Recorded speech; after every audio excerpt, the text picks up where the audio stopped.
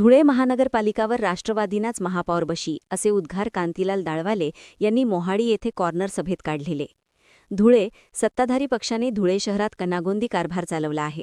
जनता यांच्या कारभाराला त्रासली असून वेळेच महापालिकेवर राष्ट्रवादी काँग्रेसचा महापौर बसेल असा दावा करीत राष्ट्रवादी काँग्रेसच्या उमेदवारांना विजयी करा असे आवाहन कांतीलाल दाळवाले यांनी मोहाडीतील जनतेला केले आहे. दिनांक 16 मंगळवार रोजी रात्री 8 वाजता प्रभाग क्रमांक 18 मधील मोहाडी येथे राष्ट्रवादी काँग्रेस पार्टीतर्फे भव्य कॉर्नर सभेचे आयोजन इच्छुक उमेदवार नितीनाबा गावडे यांच्यातर्फे करण्यात आले होते. सदर सभेला राष्ट्रवादी काँग्रेस पार्टीच्या सुकाणू समितीचे सदस्य दीपा नाईक तसेच प्रवीण खैरनार व सभेचे आयोजक नितीन गावडे यांनी जनतेपुढे आपले महत्त्वपूर्ण विचार मांडले.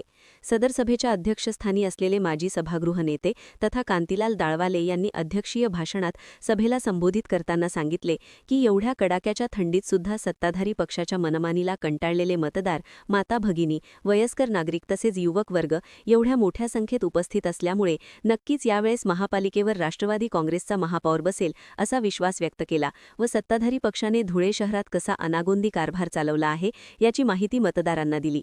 तसेच माजी आमदार फारुख शहा यांनी संपूर्ण शहराचा जातीधर्माचा विचार न करता केलेल्या विकासाचा आराखडा जनतेसमोर मांडला आणि जात धर्म न बघता विकासाला मतदान करण्याचे आवाहन केले.